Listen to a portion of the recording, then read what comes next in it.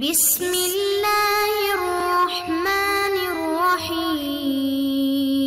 السلام علیکم معزز طلباء کرام، آپ سب کیسے ہیں؟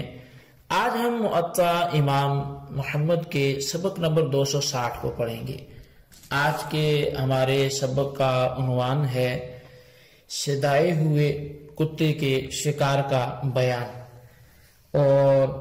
اس کا مطلب یہی ہے کہ جس کتے کو سکھایا گیا ہے وہ اگر کوئی شکار کرتا ہے تو اس کے بیان میں آج کا ہمارا سبق ہوگا۔ جیسے باب صید الکلب المعلم سے ہمارا سبق شروع ہوتا ہے کہ یہ باب معلم کتے کے شکار کے حوالے سے ہے۔ تو بہرحال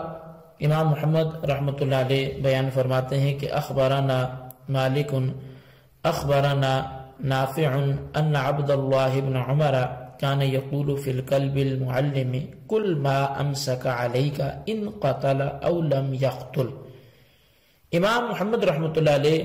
فرماتے ہیں کہ ہمیں امام مالک نے حضرت نافع سے اور وہ حضرت عبداللہ بن عمر سے بیان کرتے ہیں کہ فرمایا کرتے تھے کہ صدائے ہوئے کتے نے جو شکار تیرے لیے پکڑا ہے اسے تو کھا لے، اس نے اگر مارا یا نہ مارا، یعنی پکڑ کر لے آیا یا مار کر لایا تو اسے کھا لے۔ قال محمد وبهذا نأخذ كل ما قتل وما لم يقتل اذا زكيته ما لم يأكل منه فإن أكل منه فلا تأكل فإنما أمسكه لنفسه وكذلك بلغنا عن ابن عباس رضي الله تعالى عنه وهو قول ابی حنیفۃ والعامۃ من فقہائنا رحمهم اللہ تعالی۔ امام محمد رحمۃ اللہ علیہ آپ بیان فرماتے ہیں کہ ہمارا احناف کا اسی پر عمل ہے کہ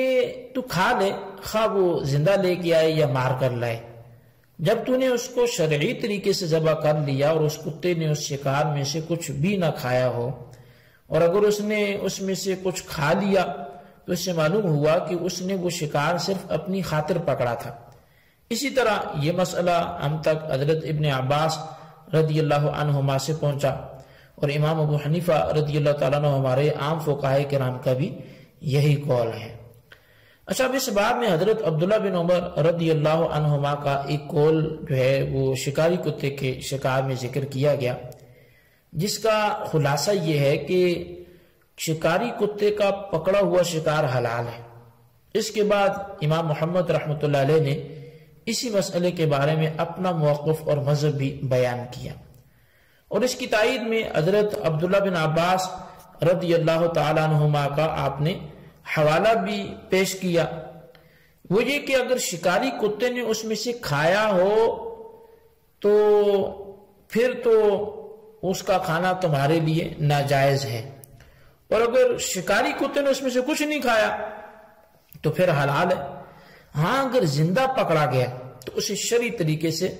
ذبح کرنے پر ہی وہ حلال ہوگا، اس کے علاوہ وہ حلال شمار نہیں کیا جائے گا۔ اچھا، شکاری کتے سے شکار کرنا قرآن کریم اور بکثرت احادیث میں یہ موجود ہے، مذکور ہے اور یہ ثابت ہے، اور اس کے ساتھ باز کے ذریعے شکار کرنا بھی یہ بھی ذکر کیا گیا۔ اور اس مسئلے میں اگر ہم تفصیل کی بات کریں تو قرآن کریم کی سورہ مائدہ ہے، آیت نمبر 4 ہے، اللہ تبارک و تعالی ارشاد فرماتا ہے کہ یسألونک ماذا احل لهم قل احل لكم الطیبات وما علمتم من الجوارح مکلبین تعلمونہن مما علمکم اللہ فَقُلُوا مِمَّا أَمْسَكْنَ عَلَيْكُمْ وَاذْكُرُوا اسْمَ اللَّهِ عَلَيْهِ وَاتَّقُوا اللَّهَ إِنَّ اللَّهَ سَرِيعُ الْحِسَابِ، جس کا ترجمہ یہ ہے کہ اے محبوب آپ سے پوچھتے ہیں ان کے لیے کیا حلال ہوا، آپ فرما دیں کہ حلال کی گئی تمہارے لیے پاک چیزیں، اور جو شکاری جانور تم نے سدھا لیے انہیں شکار پر دوڑاتے ہو، جو علم تمہیں خدا نے دیا اس میں سے انہیں سکھلاتے ہو، کھاؤ اس میں سے جو وہ مار کر تمہارے لیے رہنے تھے، اور اس پر اللہ کا نام لو اور اللہ تعالیٰ سے ڈرتے رہو،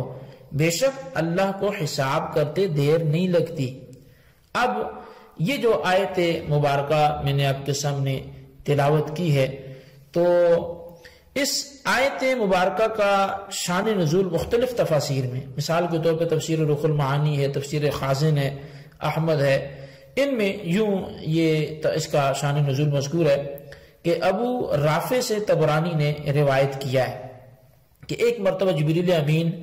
نے نبی علیہ السلام کے در اقدس پر کھڑے ہو کر اندر آنے کی اجازت طلب کی، تو آپ نے اجازت دے دی مگر وہ اندر نہ آئے۔ عرض کی یا رسول اللہ گھر میں ایک کتا ہے اور ہم فرشتے کتے والے گھر میں نہیں جایا کرتے۔ اس پر نبی علیہ السلام نے تمام کتوں کو مار ڈالنے کا حکم دے دیا۔ اب ہوا یہ کہ مدینہ منورہ کے تمام کتے مار دیے گئے۔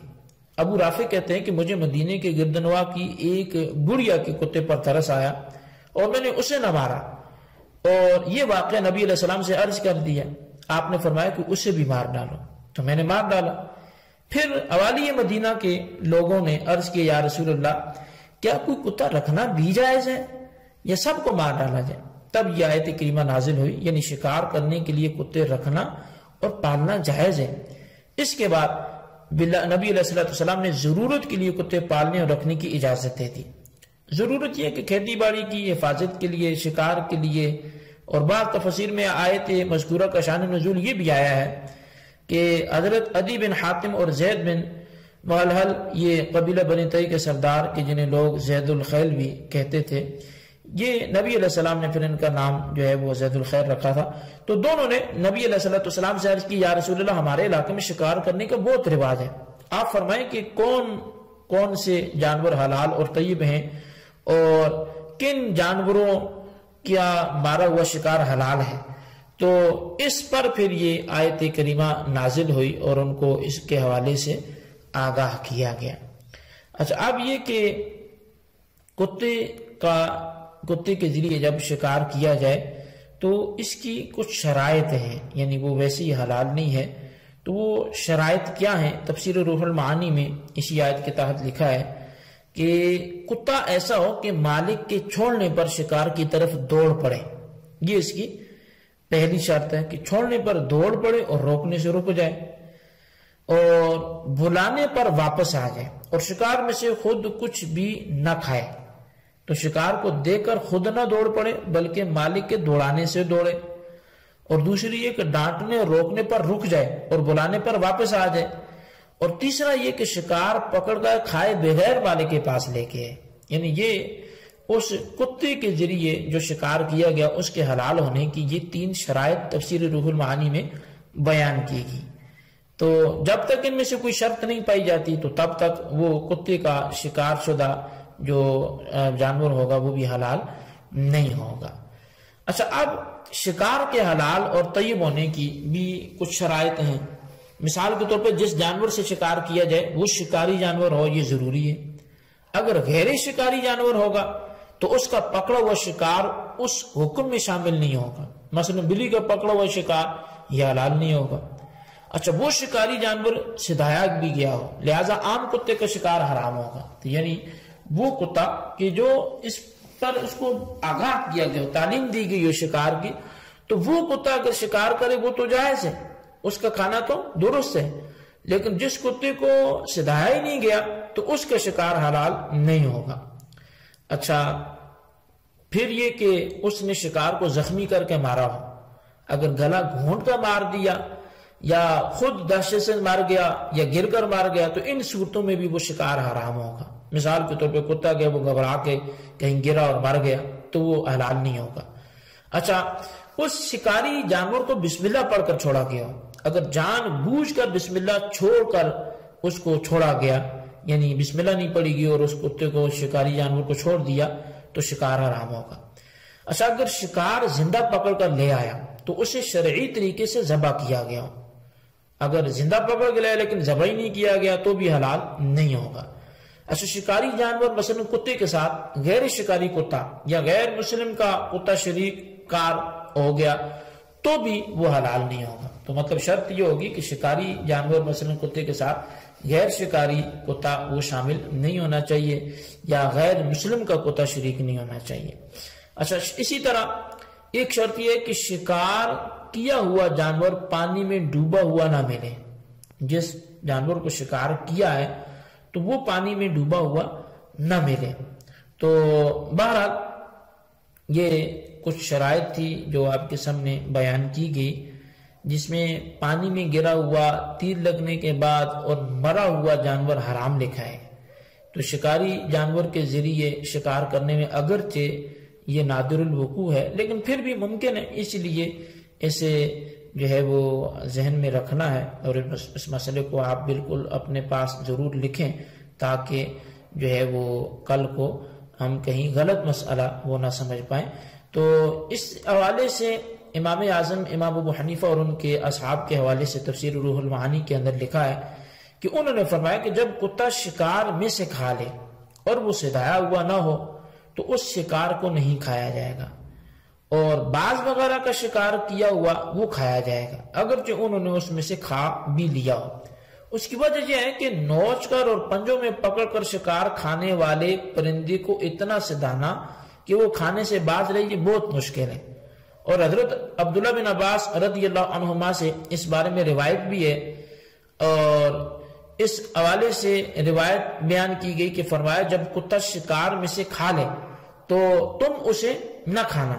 اور اگر بعض شکرا وغیرہ کھائیں تو تم کھا لینا، کیونکہ کتے کو ایسا کرنے پر تم مار سکتے ہو، اور بعض شکرا وغیرہ کو ڈانٹ ڈپٹ اور مارنا ناممکن ہے۔